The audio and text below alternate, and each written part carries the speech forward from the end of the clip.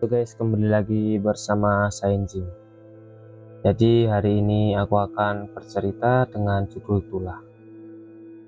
Tulah yang berarti kemalangan yang disebabkan oleh kutukan karena perbuatan yang kurang baik terhadap orang tua, atau karena perbuatan yang melanggar larangan.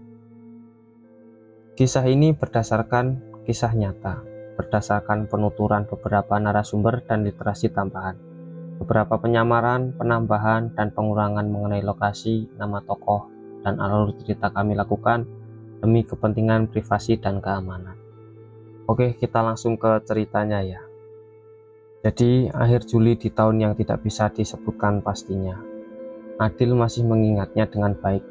Bagaimana sore itu dia duduk terpaku di depan komputer di salah satu sudut rumah kontrakan berukuran 9 kali 16 meter yang 2 tahun terakhir ini disebutnya sebagai kantor. Di luar hujan baru saja reda, tapi niat untuk segera pulang ke rumah sebelum hujan turun lagi itu pun belum juga datang. Tak peduli walau satu persatu rekannya mulai berkemas pulang ke rumah masing-masing, karena bagi Adil tempat ini sudah seperti rumah kedua baginya. Tak ada yang lebih membahagiakan dibanding dengan berkutat dengan arsip-arsip kegiatan organisasi, mensortir apa saja yang sudah, sedang, dan akan dilakukan.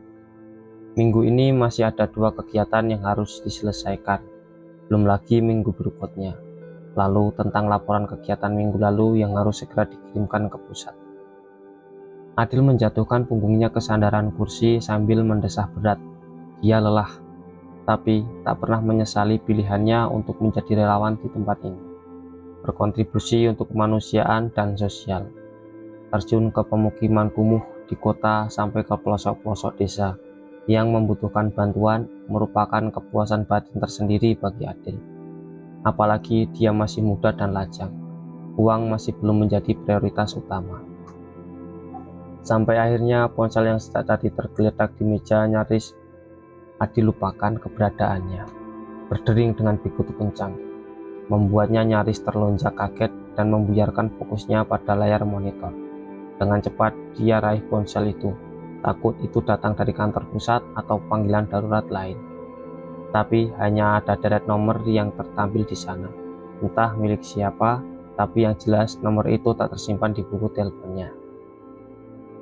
Adil sempat ragu untuk mengangkat, apalagi dia teringat 2 bulan lalu ketika dia dan tim memberikan bantuan tandon air di salah satu desa di daerah pantai utara yang berakhir kisruh karena bersinggungan dengan atmosfer pemilihan kepala desa yang sedang panas-panasnya.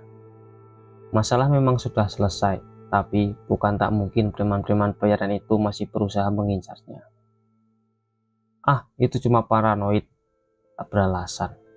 Adil nekat mengangkat telepon dan mendekatkannya ke telinga. Halo, benar ini dengan Mas Adil? Suara di seberang begitu lembut, seorang perempuan muda tapi terdengar asing bagi Adil. Maaf Mas, saya Dea. Saya dapat nomor Mas Adil dari Mas Febri. Kebetulan dia cutting saya di kampus. Sekarang jelas sudah bagi Adil. Si penelpon yang mengaku bernama dia ini adalah adik tingkat Febri, adik laki-lakinya di kampus. Tapi dia masih penasaran untuk apa anak ini sampai repot-repot meminta nomor Adil dan menelponnya. Kata Mas Febri, Mas Adil masih aktif di organisasi ya Mas. Saya bisa minta tolong. Entah karena apa, tapi saat itu juga Adil langsung merasa tertarik. Mungkin karena dia menyebut nama organisasinya, membuat Adil berpikir bahwa ini mungkin tentang kegiatan amal atau sejenisnya. Oh nggih, ada apa ya? Jadi begini Mas, ada jeda sejenak, tapi terdengar cukup jelas di telepon bahwa dia sepertinya sedang berbincang dengan orang lain di sana. Tapi entah apa yang mereka bicarakan seperti sedang berunding. Sekarang ini saya lagi menjalani program KKN di desa sebelah. Sudah berjalan 2 minggu, 1 bulan. Awalnya semua itu berjalan lancar, tapi kok sekarang ada masalah di salah satu desa tempat kami menjalankan proker. Terus saya berunding dengan teman satu tim KKN, dan saya pikir Mas Adil bisa bantu kami. Hah? KKN? Apa hubungannya dengan organisasiku? Adil kebingungan. Apalagi lokasi KKN anak ini. ada di sebelah daerah sana. Jaraknya bisa memakan 3 jam perjalanan jauhnya dari sini. Tapi Adil kepalang dibuat penasaran. Masalahnya apa? Sebenarnya aku tidak yakin mas, dia terdengar ragu. Tapi menurut Mas Adil, apa normal di zaman sekarang masih ada orang gila yang dipasung dan ditaruh di kandang kambing? Apalagi seorang perempuan. Adil merasa dirinya sangat tersengat seketika. Adrenalinnya naik ke ubun-ubun dengan begitu kilat. Rasa keadilan dan kemanusiaan seakan dilukai. Dan itu membuat darahnya bergejolak. Orang normal? Sama sekali orang normal kui. Wes bener kamu nelpon ke sini. Sekarang kamu kasih tahu nama desanya apa. Nanti aku minta backup relawan-relawan yang ada di organisasiku untuk bantu evakuasi. Spontan Adil berujar. Nggih mas, matur suwun. Nama desanya Desa Srigati. Nama desa samaran. Kecamatan, kabupaten, ya situ. Dia menutup telepon dan menaruhnya kembali ke kantong celana jeans. Dia sedikit menggerutu kesal sebelum memutar tubuh ke belakang ke arah sosok pria berkacamata dengan rambut hitam lurus yang disisir ke samping dengan rapi. Yang sedari tadi berdiri seperti orang bodoh di belakangnya itu. Kakaknya Mas Ferdi nyanggupin. Terus gimana? Dia bertanya, cenderung sedikit menuntut kepada kawan yang memakai alma mater yang sama dengan yang dipakainya saat ini. Matanya mendelik tajam. Pria itu tampak terbata-bata menjawab, seakan dia sedang diyakimi oleh dia. Piye apane deh? Gimana apanya kepalamu Gil? Dia tampak tak mampu lagi menahan emosinya. Bahkan dia mengacungkan jari telunjuk ke arah dada Gilang, nama pria itu. Ketua tim KKN sekaligus mahasiswa yang paling dekat dia karena kebetulan mereka berasal dari jurusan yang sama. Ini semua gara-gara kamu. Sabar deh, sabar. Kita lagi di pinggir jalan besar ini, sabar ya deh. Walaupun terbakar amarah, omongan Gilang barusan sedikit menyadarkan dia. Mereka berdua kini sedang berada di pinggir taman alun-alun kabupaten. Dia menyernyitkan mata, mengamati sekeliling. Benar saja. Omongan nada tingginya barusan ternyata menarik perhatian beberapa orang yang berada di sekitar mereka. Dia menarik nafas panjang-panjang, berusaha menenangkan hatinya yang sedang kacau balau. Kok bisa kamu bilang kamu ndak mau disalahin? Sekarang siapa yang pertama usul buat masukin Srigati ke dalam proker? Siapa yang pertama punya inisiatif nekat datang ke sana sembunyi-sembunyi walau sudah jelas dilarang sama Pak Kades? Aku bakal tanggung jawab deh, oke? Yang penting sekarang kita tenang dulu, terus kita balik. Dia melirik ke motor metik milik Gilang yang diparkir tak jauh dari tempat mereka berdiri. Membuatnya teringat teman-temannya yang lain yang kini sedang menunggu mereka kembali. Teman-teman yang berpikir bahwa dia dan Gilang sedang pergi ke kabupaten untuk membeli beberapa kebutuhan proker yang masih kurang. Padahal nyatanya mereka berdua pergi jauh-jauh ke sini hanya untuk meminta bantuan kepada siapapun yang bisa memberi mereka bantuan. Dia jadi merasa bersalah dan itu membuat marahnya kian menjadi-jadi kepada Gilang. Siapa saja yang ngerti soal Srigati selain kamu dan aku? Dia bertanya dengan dingin, bahkan dia tidak memandang Gilang. Cuma aku dan kamu, aku yakin cuma aku dan kamu. Gilang menghela nafas dalam-dalam.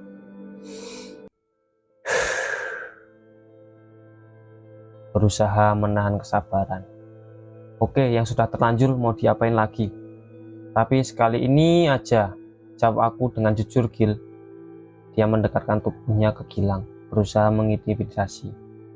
Apa niatmu sebenarnya dengan memasukkan Srigati ke dalam proker?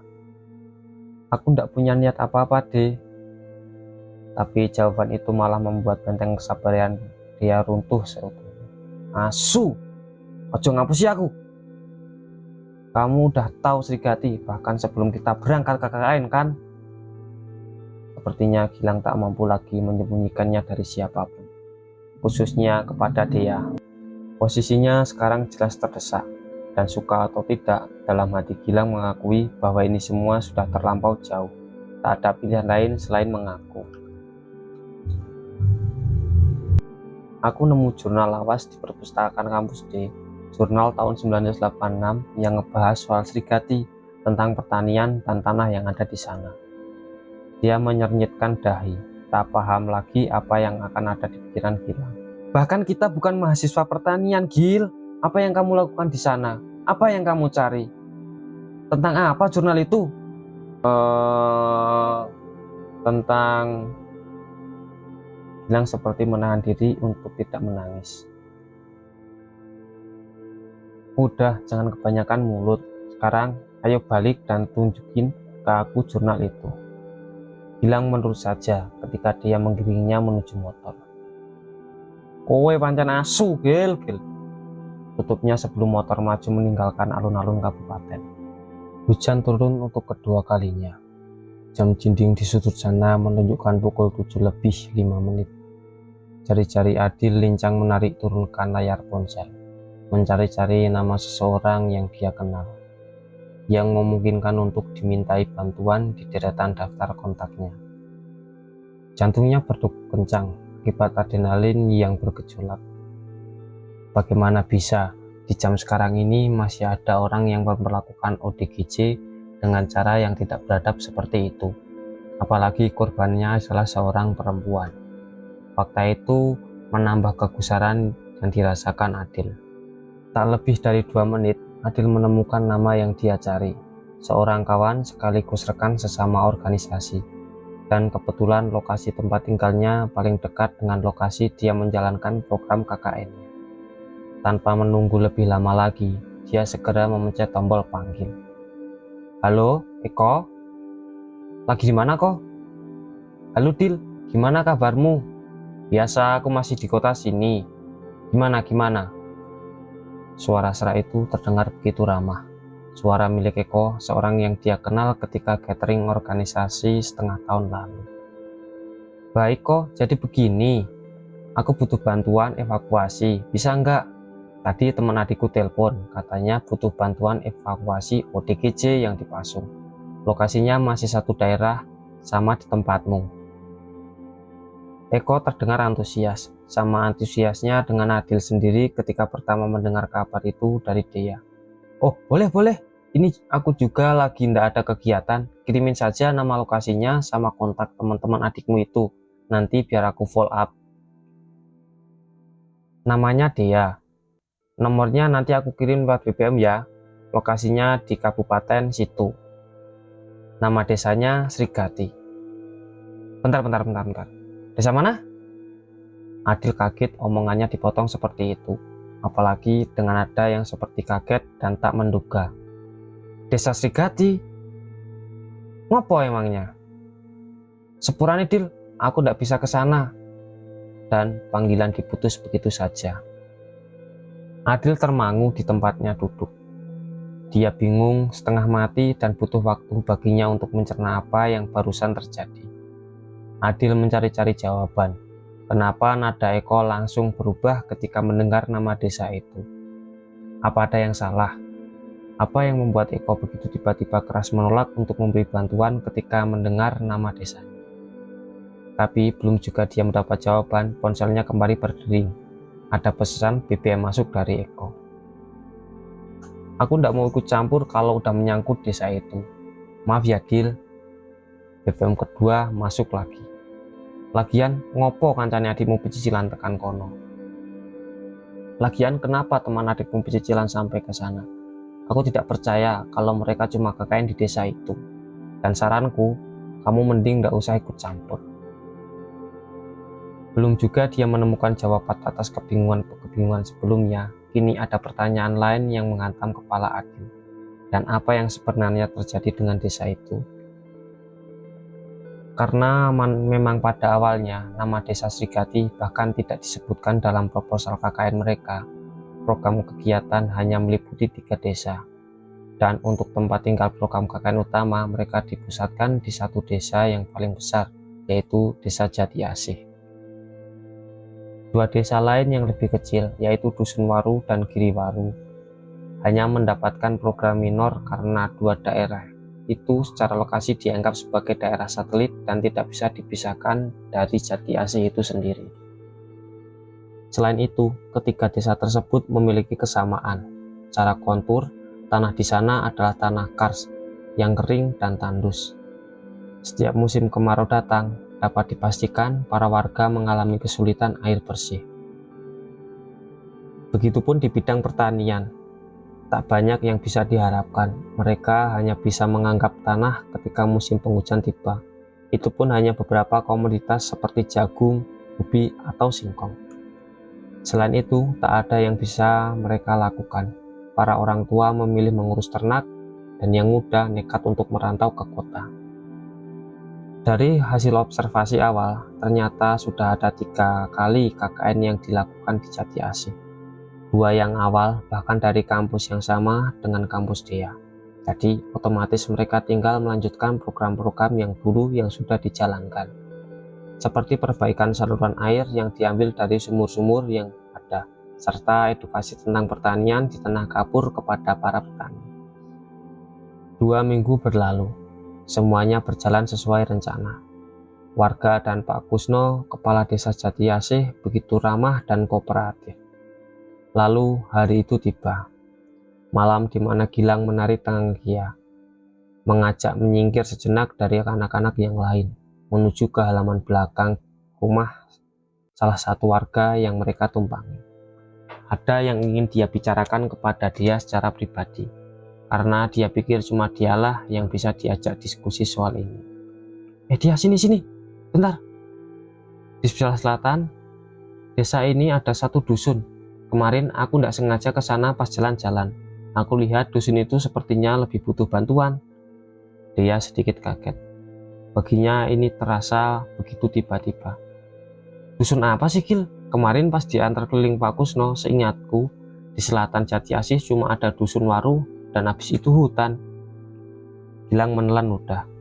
Dia nampak ragu melanjutkan kalimat berikutnya. Habis hutan itu deh, kan ada jalan itu. Nah, jalan kecil yang diplaster semen itu, ingat kan? Maksudnya jalan masuk ke hutan. Dusun itu masuk hutan. Gilang jadi tambah ragu. Iya deh. Tapi tidak jauh kok. Masuknya paling 2 km aja. Habis itu udah nemu sama gerbang dusunnya. Kamu juga ngapain jalan-jalan sampai sana, Gil? Dia. Tapi itu tak ditanyakan langsung. Besok kamu lihat sendiri deh. Tapi berdua aja, jangan bilang anak-anak yang lain dulu. Kusno juga. Dia mengkerut. Dan sepertinya Gilang paham kalau lawan bicaranya itu curiga kepadanya. Enggak. Kamu aku udah paksa. Kamu tahu sendiri kan, aku udah punya pacar. Dia menyeringai. Tapi kan pacarmu enggak di sini. Ucap sambil berbalik badan dan masuk kembali ke dalam rumah. Dan entah apa yang merasuki dia. Besoknya di sore setelah mereka kabur sembunyi-sembunyi dari kegiatan kerja bakti bersama warga Jati Asih, dia sudah duduk di jok belakang motor Gilang. Udah, ayo berangkat. Gilang menoleh ke belakang sambil melempar senyum. Tampaknya anak ini sudah siap membawanya pergi ke dusun antah berantah itu. Dia hanya menjawab dengan anggukan kepala, dan motor Gilang melaju meninggalkan markas KKN. Walau pikiran-pikiran jelek itu masih nongkrong di kepala, tapi setidaknya dia sudah pasang tameng untuk kemungkinan-kemungkinan yang terburuk. Dan terlepas dari itu, semalaman tadi dia terus berpikir, kenapa Gilang begitu tertarik dengan dusun itu, dan kenapa tak boleh ada orang lain yang tahu, bahkan Pak Kusno, kepala desa. Dan tak lebih dari 10 menit perjalanan melewati Jati Asih dan Waru, Gilang menghentikan tarikan gasnya, tepat di depan sebuah hutan jati yang terakhir kali dia lihat di hari pertama mereka datang ke Jati Asih. Ketika itu Pak Kusno mengajak seluruh anak-anak KKN berkeliling sambil memberikan penjelasan singkat tentang keterkaitan antara Jati Asih dan 2 dusun di sekelilingnya. Kalau mau pengabdian di Jati Asih, maka otomatis Waru dan Giriwatu juga harus masuk dalam proker mereka. Begitu kata Pak Kusno dulu. Dan dari apa yang masih diingat dia, tur singkat itu berakhir di sini, tepat di tempat di mana saat ini motor Gilang berhenti. Kenapa berhenti, Gil? Di hadapan Gea kini terbentang sebuah hutan dipenuhi deretan pohon-pohon jati raksasa yang nyaris semuanya meranggas. Hanya ada beberapa daun yang masih bertahan, seolah menolak gugur di tengah gersangnya tanah ini. Dahan-dahannya meliuk menyeramkan, seakan tampak seperti figur ratusan manusia raksasa yang sedang menari. Dan di antara rapatnya deretan pohon-pohon itu, nampak satu jalan kecil yang diplaster dengan semen membelah lebat di hutan. Memori-memori di hari pertama itu terputar kembali. Bagaimana di tempat ini dulu Pak Kusno pernah menghentikan langkahnya, menghela nafas panjang sambil membenarkan posisi kopiah warna hitam yang selalu dipakainya itu. Ini adalah batas dusun Waru. Saya harap adik-adik mampu memaksimalkan program kerja dan selalu ingat untuk menjaga diri dan lingkungan. Tetap fokus dan jangan aneh-aneh. Batas kalian di sebelah selatan adalah hutan ini, jadi saya ingatkan sekali lagi. Butuh beberapa saat bagi dia untuk mengingat utuh kembali kalimat terakhir Pak Kusno. Jangan melewati batas. Sekarang dia benar-benar menyesali pilihannya. Tak ada hal lain yang dia inginkan kecuali segera berbalik ke Jatiasih. Bulu kuduknya meremang. Tapi belum juga sempat dia mengutarakan niatnya, Gilang terlebih dahulu angkat bicara. Jalan aspalnya cuma sampai di sini deh, habis ini kita masuk dalam sana. Bentar Gil, aku ingat Pak Kusno pernah. Udahlah. Gilang memotong omongan dia, dan entah kenapa dia tak memprotes sedikit pun. Sepertinya rasa takut itu lebih menguasai dirinya. Pokoknya nanti di sana bilang saja kita mau memeriksa sumber air untuk dialirkan ke Waru dan Giliwatu dan Jatiasih. Bicara saja seperlunya. Gil, aku nggak mau. Kalau terlambat, Gilang sudah menarik kembali gas motornya kencang-kencang, membiarkan mereka berdua ditelan hutan jati yang bagi dia seakan begitu luas dan tak memiliki ujung ini.